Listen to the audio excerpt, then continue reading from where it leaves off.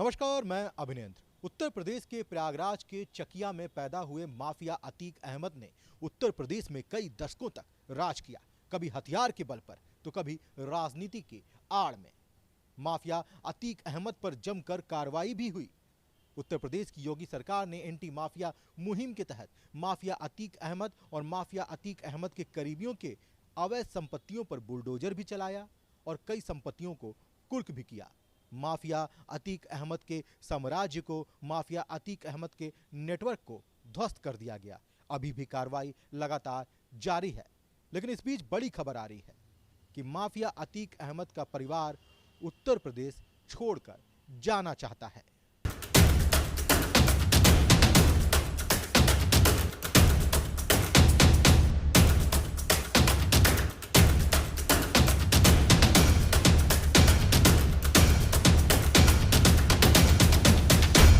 ये थोड़ा चौंकाने वाला मामला जरूर है, लेकिन खबरों के अनुसार इस परिवार ने सुप्रीम कोर्ट में अर्जी दाखिल की है।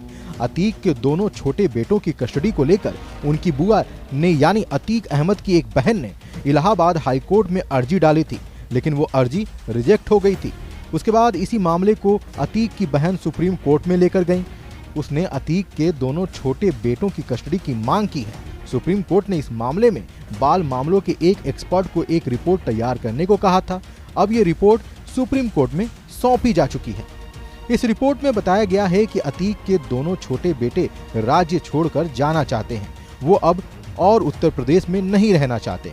इस रिपोर्ट में ये भी कहा गया है कि वो दोनों अच्छे पढ़े लिखे हैं और अच्छे अंग्रेजी भी बोलते हैं। उनका मकसद अब उत्तर प्रदेश को छोड़कर दूसरे राज्य में रहना है। सुप्रीम कोर्ट ने ये रिपोर्ट राज्य सरकार और याचिकाकर्ता के वकील को सौंपी है।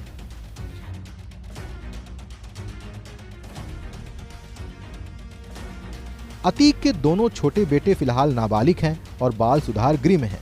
ऐसे में सवाल ये उठता है कि वो खुद इतनी बड़ी बात नहीं कर सकते।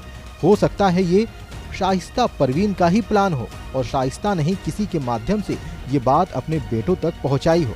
दरअसल उत्तर प्रदेश में ये साफ है कि अब कोई माफिया को फलने फूलने नहीं दिया जाएगा। जब तक शाइस्ता के बेटे उत्तर प्रदेश में रहेंगे, शाइस्ता के लिए उनसे मिलना नामुमकिन है। अगर सुप्रीम कोर्ट दोनों बच्चों को राज्य छोड़कर जाने की अनुमति दे देता है तो शाइस्ता के लिए अपने बच्चों से मिलना आसान हो जाएगा। इसके अलावा उत्तर प्रदेश सरकार के सख्त रुख से भी अतीक का परिवार खुद को बचा पाएगा। उत्तर प्रदेश में योगी आदित्यनाथ ने माफियाओं को मिट्टी में मिलाने की बात की, जिसके बाद राज्य में माफियाओं के काले धंधे तकरीबन खत्म कर दिए गए। अतीक अहमद के पूरे साम्राज्य को नस्ते नाबूद कर दिया गया।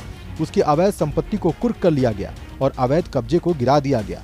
गैंग के नेटवर्क को भी खत्म कर दिया गया। अतीक अहमद गैंग के ज्यादातर गुर्गों को जेल में डाल दिया गया। ऐसे में अब अतीक अहमद के परिवार के लिए उत्तर प्रदेश में कुछ बचा नहीं है। शाइस्ता बखूबी जानती है कि जैसे ही वो सामने आएगी उसे भी जेल में डाल दिया जाएगा।